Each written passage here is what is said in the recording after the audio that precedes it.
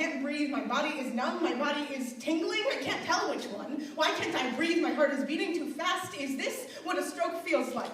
Is this what they mean when they say death puts his victims to sleep first? We of the anxious tribe exist differently, breathe differently, hear differently. There is something about a panic attack that makes everything run cold. Time slows and speeds in the same moment. Your body is frozen in the netherworld between I'm dying and do I want to, and if you're lucky, this lasts 20 minutes. When you have anxiety and panic disorder, it lasts an hour or more, but we've collectively come to the understanding that we don't talk about panic attacks. We don't talk about weakness. We don't talk about mental illness, and you hear it drilled into us from kindergarten, home, school, work.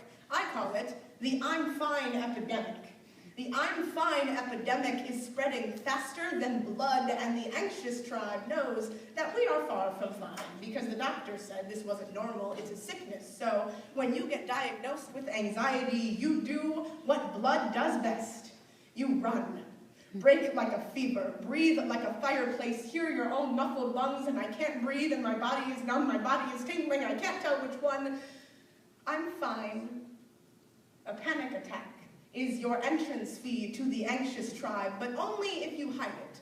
Learn how to conceal your terror in class while your heart races. Learn to sit in your office and plaster a smile while parts of your body fall asleep because you forgot how to breathe. Learn to make your panic come out like a song. We of the anxious tribe know what it means to be afraid of yourself.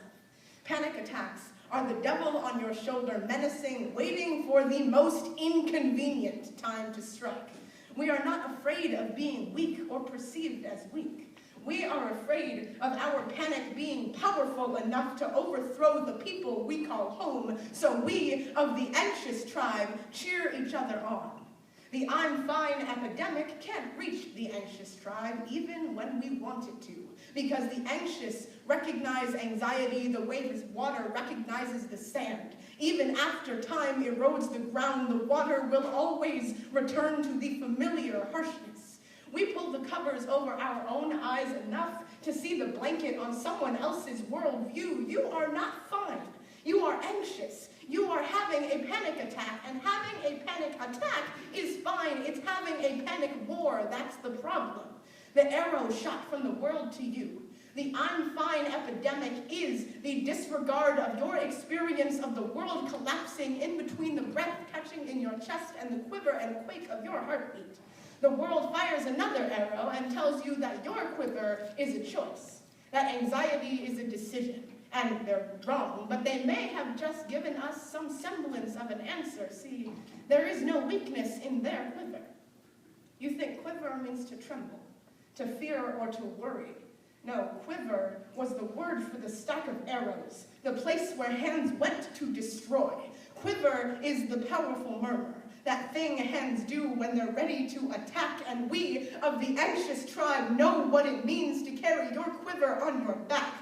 Every moment, another opportunity to strike, so we build ourselves like soldiers of the old days, prepped for danger around every corner. Our enemy is a shadow shifter, and we have been fighting this battle for lifetimes, and yes, there have been casualties.